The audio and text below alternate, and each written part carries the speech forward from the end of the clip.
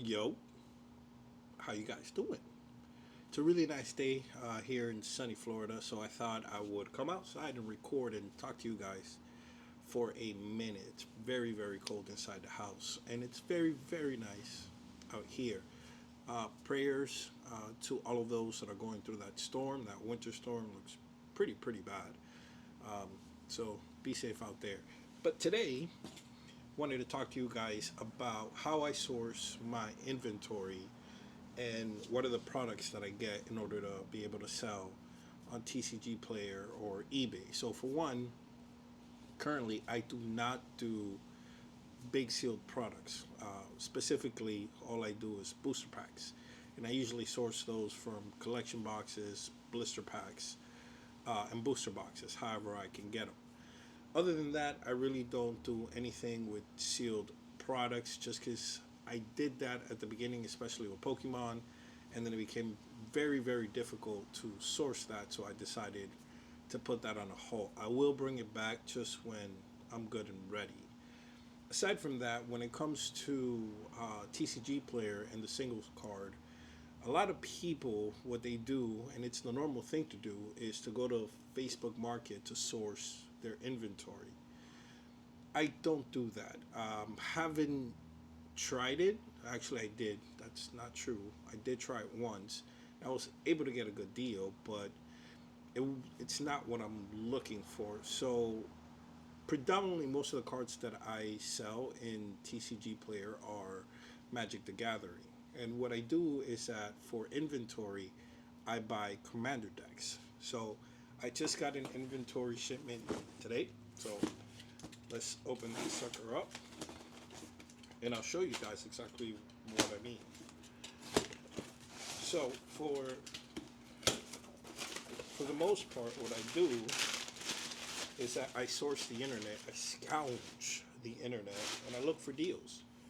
And one of the best deals that I find is when I get sales like these, where I can get commander decks that are new, brand new packaging, but it's just the deck. So, for example, this whole box here is Bloomborough, the whole Bloomborough commander sets, which have been very good to me. Usually, these, as soon as I sell them, sorry, as soon as I list them, they immediately start selling. And the thing is, if you were to buy this set complete in box, brand new, um, it comes out to around $130 plus tax and shipping. If I buy it like this, it comes out to like 80 bucks. So for this one specifically, I bought them for 90 bucks for the entire set, which is a really good deal for me. I have another one over here, which this is, if you guys haven't noticed, for some reason, Fallout Commander decks have been selling out. And in fact, not only have the commander decks have been selling out, but also the singles cards have been exploding. That and Doctor Who. So instead of buying the commander decks full, I buy this one. But this one was $90, and I'm missing one, which I was able to buy separately, which should be coming in soon. So for my inventory, I buy a whole bunch of these. I source them, I look for them, I buy them, and they're usually very cheap because each one of these commander decks go for $30, and the value within it, right, once you open it up and rip it for singles, it's probably somewhere around $40 to $50, right? You 10x that, and that's where your margin is. At the same time, I always, especially the new ones, so these are the Lauren. I bought two sets of these. A lot cheaper to get them online because if you want distribution, you have to open up a shop or you have to be in somebody's Discord or Patreon in order to get these. But if you source very well, you can find them, and you can find them very cheaply. Each one of these were 35 bucks, so that's a good margin. And then I go ahead and buy play boosters. and Avatar. So Avatar is not a set that comes with commander decks, but when they came out, I bought a few pieces here and there, at least to fill in, right, so I could get some sales going. But now is when I finally got two of these, so I can start really filling in the gap. Now, the play boosters aren't as profitable as the commander decks. For me, tried and true are commander decks. Again, this is worth $30. The value, especially in Fallout, let's say is $50, and you just 10x that, right? Compared to a play booster box, which is $130, somewhere around there, and it's a give and take, right? A lot of it is filled with bulk book cards, meaning cards less than 10 cents, right? You may get a banger here and there, right? But usually never does the value for inside the cards match the play booster, right? So I tend to only get a few play boosters and really stack up on commander deck. So now that I have these, I'll probably start creating an order for the restocks of the ones that I bought today. And the reason I got these today is because I just did inventory last weekend or the weekend before, and then some foundation starter collections. These when they came out were $50. Now they've dropped to like 30, 35. Um, really good value in these. Really good value in these. And that's it. That's how I source my inventory. And like I said, I know that the route most people go is going through Facebook Market, and that is a good route. But for me, what's been tested and true time and time again is commander decks.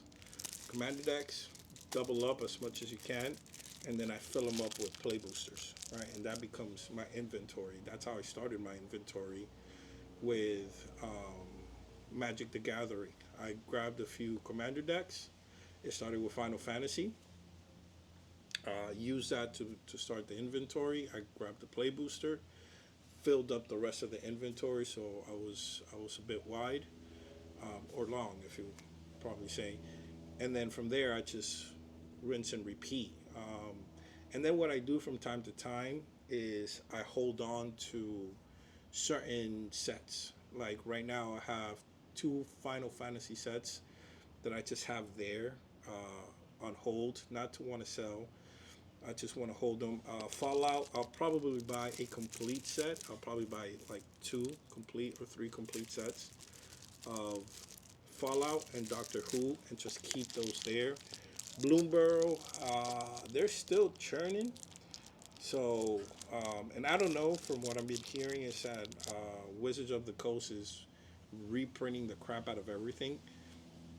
So if that is the case, I might not hold on to anything. And the reason I hold on to some of these is that, for example, 40K Warhammer, right, to get a set of those, Lord of the Rings, to get a set of those, they're pretty expensive, right?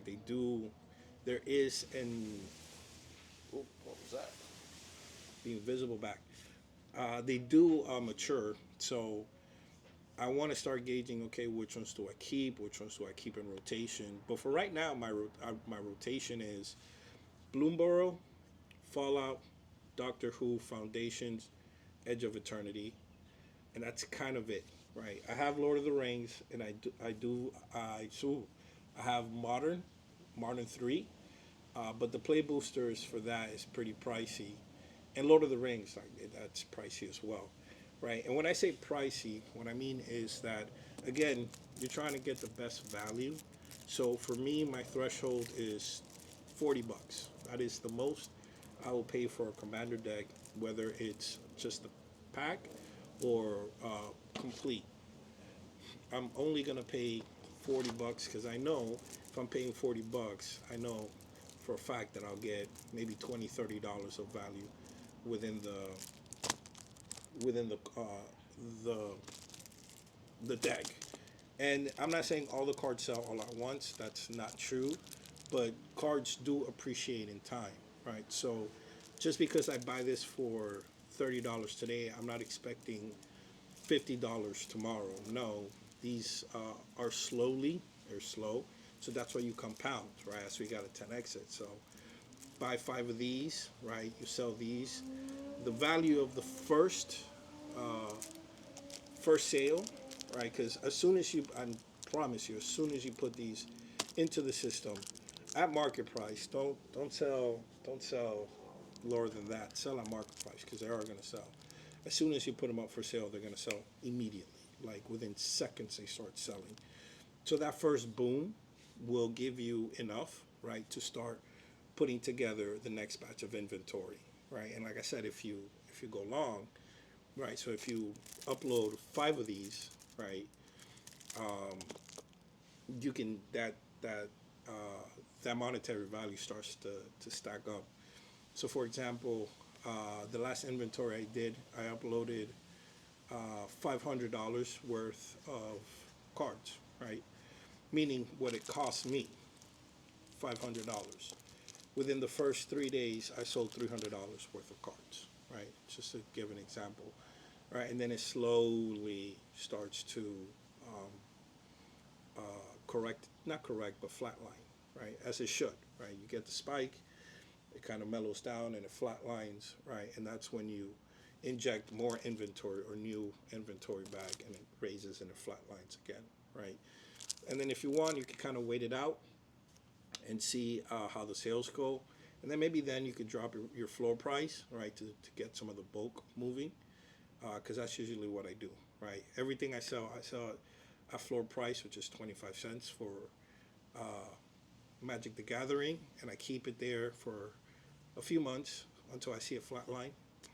Not a few months, but let's say a few weeks until I see a flat line. Maybe I drop it to 21 cents, 17 cents, right?